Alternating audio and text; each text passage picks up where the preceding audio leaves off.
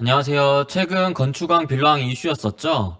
현업에 있는 사람으로서 빌라 전세 사기가 어떻게 돌아가는지와 예방법에 대해서 핵심만 빠르게 요약해 보겠습니다. 전세 사기 당하시는 분들 중에서 변호사도 있을 정도로 치밀하게 계획되는 거라 항상 조심하셔야 됩니다. 영상을 보시면 앞으로 원룸 빌라, 오피스텔, 아파트 전세 사기를 조금이나마 예방하실 수 있으실 거예요. 그러면 먼저 빌라 전세 사기가 일어나는 근본적인 이유에 대해서 말씀드려 볼게요.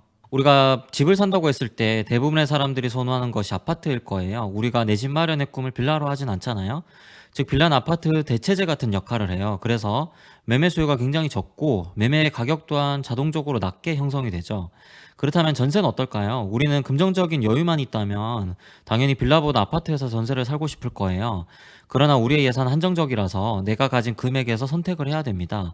그래서 어쩔 수 없이 선택하는 것이 아파트 대체제인 빌라인 것이죠. 컨디션 좋은 아파트 전세를 들어가기에는 자금이 부족한 분들이 그나마 컨디션 좋은 빌라를 선택하게 되면서 빌라 전세 수요는 매매 수요와 반대로 높게 형성됩니다. 이러한 이유들 때문에 빌라 매매 가격이 전세 가격과 비슷해지거나 전세가가 매매가보다 높아지는 이상현상이 일어나게 되는 것이죠. 여기에서 건축왕, 빌라왕, 그 사이 브로커들, 공인중개사와 같은 사기꾼들이 형성되는 것이고요. 그러면 이제 건축왕, 빌라왕 전세 사기 수법에 대해서 말씀드려 볼게요.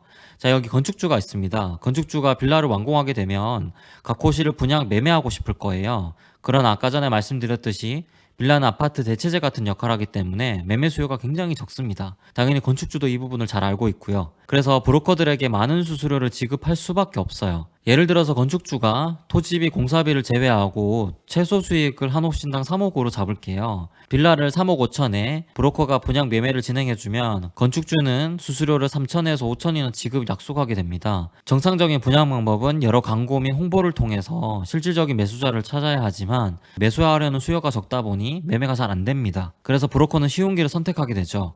바로 빌라왕, 급전에 필요한 사람, 명의 대여자 같은 사람이요. 눈앞에 수수료가 크니까요. 그때 브로커는 매매가에 맞춰서 전세입자를 맞춰준다고 약속을 하고 추가로 명의이전비, 계약 축하금 명목으로 200에서 500만원 지급 약속을 해요. 그러면 일단 바지사장 역할인 임대인은 해결되었습니다. 그리고 전세입자를 맞춰야겠죠. 이제 공인중개사에게 접근합니다. 요즘 뉴스 유튜브에서 리베이트, 속칭 R이라는 것을 많이 들어보셨을 거예요. 전세를 3억 5천에 맞춰주면 브로커는 공인중개사에게 이 리베이트 지급을 약속합니다. 500에서 1,500만 원 정도로요. 리베이트가 크다 보니 중개사는 임차인에게 중개보수도 받지 않고 전세이자도 몇 달치 내준다고 해서 유혹을 하게 되죠. 또한 임차인에게 전세 보증보험을 가입하면 보증금 안전하게 지킬 수 있다고 유혹하여 계약을 성사시킵니다. 그러면 전세입자는 3억 5천의 전세 계약을 진행하게 되고 전세 잔금일에 맞춰서 건축주는 빌라왕, 명의 대여자에게 소유권을 이전하게 되는 것이죠. 뉴스에 나온 건축왕은 더 간단합니다. 브로커, 빌라왕의 역할을 모두 하는 거예요. 즉 건축왕은 바로 공인중개사에게 리베이트만 주고 전세 계약을 체결하는 구조입니다. 브로커, 빌라왕에게 주는 수수료까지 본인이 모두 가지게 되는 것이죠. 자, 그러면 건축왕, 빌라왕 등 공모자들의 실질적인 이득 금액을 말씀드려 볼게요. 건축왕의 경우 세입자를 구하는 공인중개사만 섭외하면 됩니다. 즉, 한 세대 거래 시 실질적으로 가져가는 것은 부동산 리베이트 1,500만 원을 제외하고 3,500만 원에서 건축 원가를 제외한 금액을 모두 가져가게 되는 것이죠.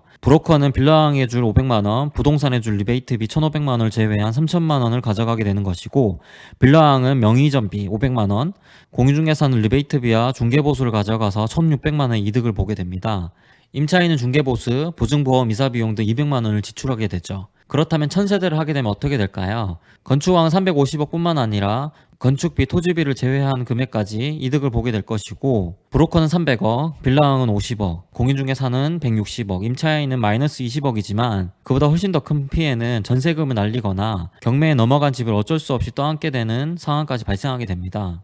끝으로 전세사기 예방법에 대해서 말씀드려 볼게요. 이건 일반적인 부동산 전세계약 특약사항들이에요. 확정일자, 전입신고, 계약기간 만료일까지 현재 등기부등본 상태 유지, 그리고 임대보증금 선순위, 그리고 신축 아파트, 오피스텔 같은 경우는 신탁등기로 되어 있기 때문에 신탁등기 말소, 전세보증금 선순위 등 보통 이러한 특약사항이 일반적입니다. 이러한 특약사항만으로 전세금을 안전하게 지킬 수 있을까요? 없습니다. 특약사항은 말 그대로 특약사항이고 안전보조 역할을 하는 정도예요. 가장 좋은 전세계약은 특약사항이 지키지 않은 물건을 미리 선별하고 계약하지 않는 거예요. 즉 분쟁 및 소송까지 가지 않도록 하는 것이 가장 좋은 계약이죠. 사실 이 역할을 공인중개사가 해야 된다고 생각합니다. 눈앞의 돈보다 임대인, 임차인 둘 다 문제가 안 생기는 게 중개사의 역할이죠.